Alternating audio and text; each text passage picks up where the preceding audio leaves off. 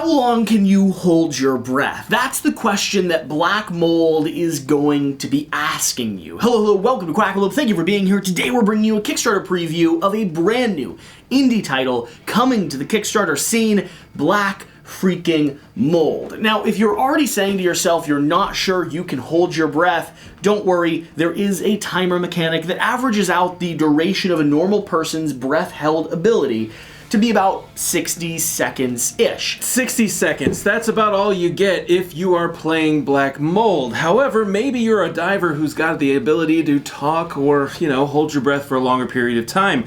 The interesting thing about this game is that is the major mechanic that's going to push this game forward and make you think and have to plan out your turn before you actually start working. The interesting thing is we're all terrible people who are stuck in a prison cell, a jail that's underground, and people are actually trying to burrow through, and guess what they found? Black mold, and it began to go through the entire prison system, covered everything in black mold. All these people became things known as thralls with mycelium going all through their veins, and the only place that was alive... Listen, West should not have tried to take the flavor text portion of this. I wish he held his breath a little bit longer. We are actually prisoners in a prison cell that was excavating underneath the earth, and they ran into this spore-like fungus that is now spreading throughout the catacombs. From what we understand, they've been able to seal off the door, and it has not infected the outside world, but suddenly, an emaciated body wrenches himself free from the chains that have been locking him up against the wall, releases you as well, opens a door, and we slowly start seeing the floating spores of black mold crawl into our, safe haven. And suddenly, we have two missions. Survive, get out, and don't breathe in. Because if you breathe in, you're slowly going to turn into a thrall. That's the mission of Black Mold. That's the core system that you're playing. Now, let's start talking about how the actual gameplay itself works. You see, there's going to be a little bit of a pressure luck system to this, and while the hold your breath system does create the stress and the environment, and there are absolutely moments that rely on you just pushing one step farther. I can't anymore. You are going to have to figure out a way to make this system work within the boundaries of what you're able to do.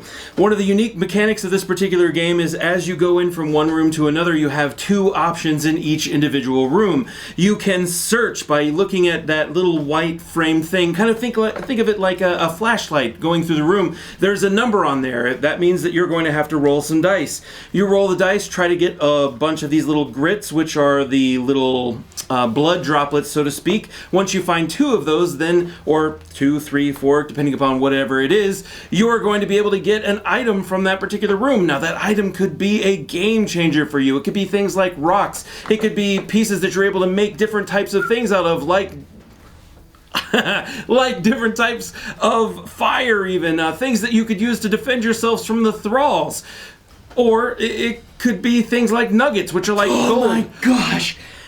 This is actually more confusing and complicated than I think we originally planned, but that's what holding your breath does to you in the game. It's a pressure mechanic, a system that creates a barrier, and it's not the only driving force of the puzzle. Like West is saying, as you start exploring through the caverns, you're going to be slowly getting infected and taking more and more corruption onto your board, more and more of that black mold limiting your different asymmetric players that you're going to be playing the game with.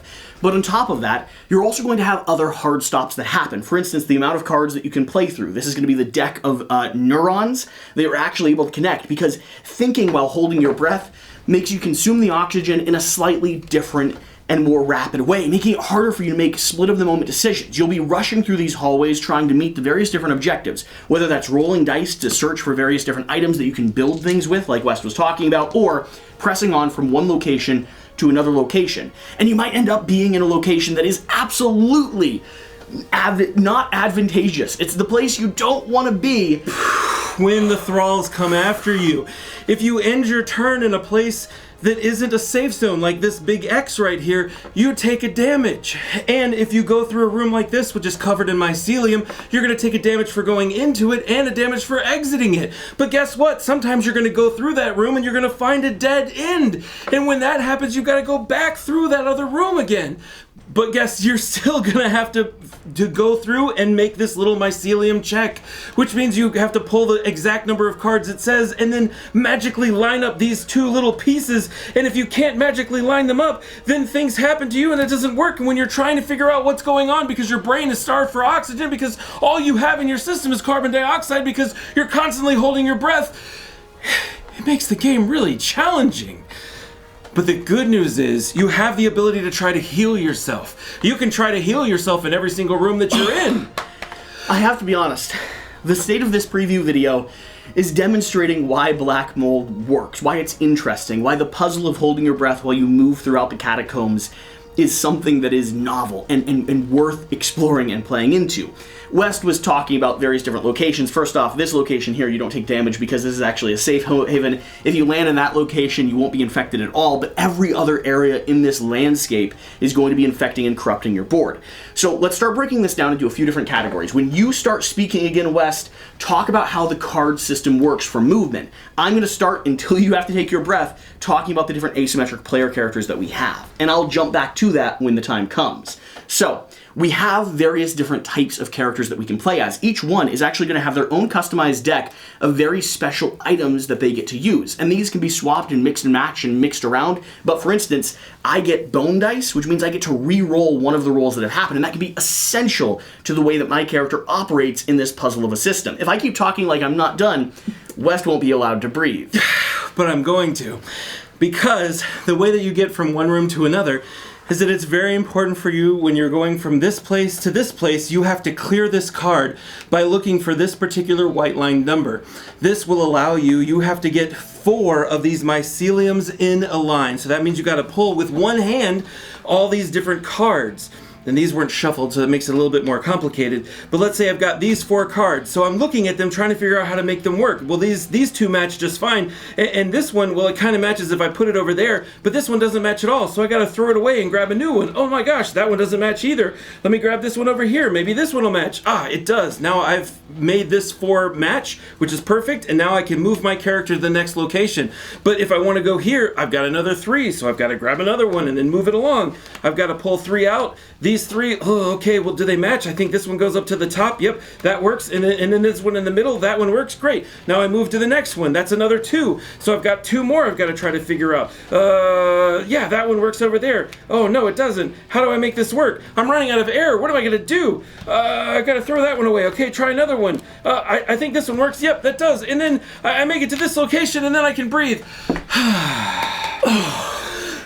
So every one of these characters that are exploring through the caverns, as you hold your breath, trying to press your luck and dive into your deck, every one of these characters is going to have their own way of operating. You have some people that will be more violent, more strong. They'll be able to take on the thralls and actually get rid of the greedy creatures that are causing you to take damage as you play and as you move around the caverns. You'll have characters that are better at crafting, searching, and gathering items. You have some characters that have abilities that if they get enough gems or gemstones, I forget exactly what they're called, nugs in their pocket, they'll actually be able to move a little bit easier through the crypt. So what's the objective? What's the main goal of this game? Well, that's to find the exit. You'll be moving from stairway to stairway, a cycle of like 10 or so cards each, going to try to get to the very end of this puzzle and survive your whole way there. Now, you're gonna die if you fill up your personal player board with all of the different corruption that's on, all of the different zones that are on your personal player board. Every player has their own ending, so like I have 2 health extended there. This person here, Silver, you can't hurt them at all. However, they die a little bit quicker. I'm actually looking at this, and that's kind of terrifying. But everyone also has their own... Silver actually doesn't just die. She doesn't turn into a thrall like the average person. If you fill up your card with all these different spores, you turn into a thrall, and guess what? You get to control all the different thralls on the board like some sort of Borg hive-like mind, which is very, very cool. It's an interesting type of mechanic that goes with it. However, this particular person, instead of turning into a thrall, she just dies. There's nothing else to it. Another fun part that happens with this is that you don't actually have to be nice to your competitors. You can attack your own competitors and steal things from them because maybe you're a stronger person. Maybe you have a situation where you've picked an item and that item says now you're infected and you have to pretend like you're a normal person, but your job is to make through this whole thing and make sure you're the only one who leaves alive. The concept of this preview video was really good. The application, potentially less so. If you've made it to this part, I hope you also check out the gameplay video that we have. I'm going to go through like final thoughts and like our opinions and like presentation of this game once we get there. But the main objective, you're going to be exploring through this cavern. You're going to be, let's go ahead and breathe. Okay, so, wow. That was fun. That was really hard. That was really hard. It's so hard to think of what you're going to talk about next and move on with everybody else, and then also try to do that, which is the whole point of this game. The whole point of the game. You're trying to solve puzzles while your brain is starved for oxygen. And usually it's not quite back and forth like that was, but still, the application is still there. So the main puzzle of this game is that you're going to be taking in a big gulp of air and then trying to move from location to location, mitigating and avoiding some of the damage that's coming from moving across rooms, from staying in certain zones, from running into dead ends and just not being able to escape, from moving into more corrupted zones, or ending your turn or passing through a zone with a thrall, where you'll roll the dice and end up with a lot more damage. Basically everything that you do, from searching for weapons, moving from floor to floor, everything except healing in the actual safe haven. In that one room, yes. Is going to be piling on more and more damage, which makes you have this pressure, this unrelenting claustrophobia feeling of trying to get to the end of the tunnel as quickly as possible. But you also have a team to worry about, because in some ways this is a semi-cooperative game. You can trade items, you can help each other out, you can knock out thralls, and depending on how the rest of the team is playing and what cards they might have drawn up into their hand, they should be working with you. And oftentimes, the best way to survive is to at least be cooperative for the first quarter, the first half. Yeah, at least a little bit. Or the entire duration. Now, you might switch allegiances between team to team, but that doesn't mean that you shouldn't be paying attention to what other players are doing and how they're working in your favor. And I know won't escape on your own. I know that some of you are concerned because maybe you're asthmatic or maybe you don't have the option to be able to hold your breath for that long. There are two things that are working for you in this particular game. There is an option for you to use a timer instead. It gives you that 60 seconds. It works great. It's honestly longer than I can comfortably hold my breath. The other thing that is working for you in your favor is every time you explore a new room, you have to pull one of these cards. And the card could be anything from giving you a new thrall, which instantly stops your turn, so you're able to breathe. It could be a plot card where you have to answer the questions on the card. Again, you're able to breathe. Or it could be a situation where you get one of these manic cards. I don't remember exactly what they call them, but on here there's all this text that goes in swirly directions, and sometimes on this text it says things like heal 2 damage or find an item. Sometimes it's completely useless, and sometimes it's actually worth taking 10 seconds to look and scan. But you look crazy because you're like turning the card trying to figure it out. I'm going to die, me unless, why they... going to kill, no, watch out, why me, kill them first, not, no, just can. So this one would not be worth reading. Yeah. But I did absolutely, during a gameplay, find one that said draw an item, and I did the heck out of that. Absolutely. Because it was important. And so the game doesn't require you to hold your breath perpetually. And it actually creates a lot of stopgaps between when you can physically, comfortably hold your breath and when you're actually engaged in the puzzle of the game. Like this deck of cards right here. This deck of cards, when you're moving through from location to location, does feel like a hard pressure mechanic. And the lack of oxygen to your brain for a moment makes you feel more claustrophobic and anxious than the game actually is. True. Because when you run out of this deck of cards, you can't move any farther anyway. You don't get to reshuffle, you don't push yourself beyond the limits. There's really nothing that should take more than just over that limit of comfortability to encourage you to like sit down and play. And Shira, for the record, fully asthmatic, inhaler and all, sat down and played the game with us. Absolutely. Never once used that timer. Almost won. Oh, yeah, she did almost win. Almost won. So, all right. Pulling back the curtain a little bit. First off, I'm totally going to send this over to the publisher to be like, hi, was this horrible? Was this awful? Or just fun and interesting? Part of what you were trying to go for anyway? Or is it part of is it part of the story of the game? Okay, highlights. Let's talk like highs and lows. We're not sponsored for this video. Like this is like we're just hanging out, trying to cover some cool stuff. This is an indie title. We try to like when we can highlight cool projects that are doing something new here on the channel. So West, highs and lows, top and bottom. What's your experience with the game so far? What do you think stands out? Why should people back? Why should people not back? I love the breath holding mechanic. I think that's such an interesting concept. I really feel like that adds an interesting nuance to the game. One of the things that me as a take that mechanic type of person, there's tons of that in this game. If you turn yourself into a thrall at the end of the game, you have the ability to maneuver all the thralls around and potentially kill everybody around, and that way you end the game yourself. You become the winner because nobody made it out. I think that is a very interesting and unique mechanic as well. One of the other things that I find to be very interesting in the game is you don't have to participate with other people. In this particular scenario, let's say you take 4 or 5 damage already and you just want to be in this safe zone. You have to advance during your turn so you can move 1 step forward and then go back to the safe zone and heal yourself up. There's no ticking time bomb towards the end game other than other people may turn into thralls and then you may not make it out alive. Which is in its own right a ticking time bomb. That's very true. You need to make forward progression. If you get left behind, you're screwed. You are. But also, you don't always need to make all the forward progression yourself. Mm-hmm. And going from one place all the way around, if everything's been explored, you can do that relatively quickly as long as you have the cards to be able to make that movement and the ability to hold your breath long enough to make it happen. I think I moved through 4 or 5 places and I ran out of cards multiple times, at least 2 or 3 times. Mm-hmm. I ran out of cards because I still was able to hold my breath, but I couldn't get any farther because I didn't have the cards to do it. Which I think is a very interesting way to hold the game to play. Mm. Highs and lows. Why should someone back, not back? I believe the price point of this game is completely worth it from what we've heard so far. I think it's a very good value for the money. It's a very interesting game. You're not going to be able to find another game that does this same thing, which I think is what makes it unique. There are other types of games that have, the crawling concept, Night Cage, and those types of things, but nothing does it this way. The puzzle mechanic where you're trying to figure out how to put things down, like even these cards themselves, none of them match exactly. With this one, especially, this goes in a straight line. This one you have to put to the corner here to make it come out this direction. When you are starved from oxygen in your brain and you're trying to figure out these puzzles, you grab the next piece, you try to put it down. Every little bit of this makes it harder to solve that type of puzzle, which I think is what makes it very unique.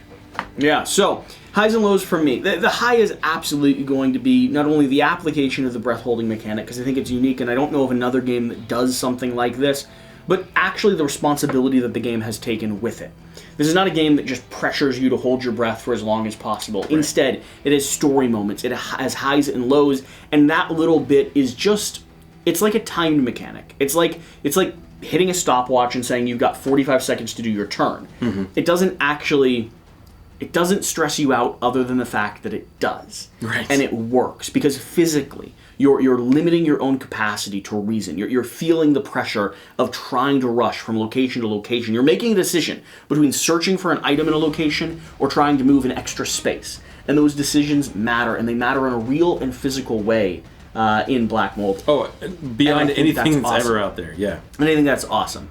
Beyond that, it's a challenging game. Mm-hmm. The social deduction, the people that you're communicating with at the table matter in your game. Mm-hmm. But beyond that, if you're just trying to run it solo, if you're just trying to survive, it's still a hard puzzle. Very hard. You're twisting through these caverns, you're dealing with the chaos that the game presents, you're trying to collect weapons and items and deciding how much you want to gear up and what you want to craft so that you can mitigate the degree of chaos that you run into in the back end. But the longer you spend, the more you're going to run into more and more problems as the game continues and the game progresses. The worst thing about it, the thing that so far I haven't been sold on, is really, I think this is a really, really great 4+ player game. 100%. The more people, the better. The more people... Now, you might have a cap there. I don't know that I want 19 people playing it with me. But when it comes to box count, I think it's going to be a 2 to 5 player game. Mm-hmm. And so far, with the prototype that we're working with, 4 is going to be the sweet spot beautiful, for me. Yeah. I really like the dynamic between players. I like how often I'm actually holding my breath versus recuperating and catching up. True. And I'm invested in what every single player is doing around the table, and I have fun bad-mouthing them when it's their turn to go. Mm-hmm. There was an amazing moment where West started his turn, I laid in the perfect one-liner, And he started laughing immediately. It was so unfair. I was getting ready to go, and he says something really silly, and then all of a sudden I go, ah, and I breathe out, and that's the end of my turn. I loved it. My turn was over. It was one of the most satisfying moments for you ever. I thought it was the best thing. You love Take That, so I Take did. That It was based great. off humor was very sweet. It was very sweet. I do know that they're going to be re-examining and reworking some of the lower player count elements, right? They're still tweaking mechanics of this game. So I can say that with a caveat. However, even with some of the tweaks we've discussed, even with some of the general overview that I've seen, I do think that this is going to ring at 4, and that's where I want people to play it first. Yeah. And so with that in mind, if you're really not a player that dives up to that player count, I'd take a close look at it and really decide if it's something that you would kind of get to the table. Yeah. But overall, this is a unique, aesthetically, in my opinion, beautiful. Oh, yeah. I love the... I think the artwork is very unique, I and love it's very... the death metal, dark pulling in. occult, Night Cage. We're talking, I'm completely blanking on a name, but we're talking like Kingdom Death, we're talking Night Cage, we're talking Escape from the Dark Tower. Yeah. Like, this type of aesthetic, to me, is just one of the things that attracts me into a game system. And Black Mold does that really well, and does its own little unique thing in our hobby really, really well. So, Agreed. thanks for watching. Let us know if you made it to the end here. I mean, after that whole 8 minutes worth of breath-holding cacophony at the beginning. And how long can you hold your breath? Ooh. Like, that's what I really want to know. Put it down below. When you were playing this, or when you were watching this, did you hold your breath during our turns? What was the longest you were able to come through? Because I think that's an interesting... I don't think anyone beat me. You don't think anybody made it past 40 seconds? I don't think so. I don't think so. Ducks are really good at holding the breath. Excellent. We'll see you next time. Take it easy. Thanks.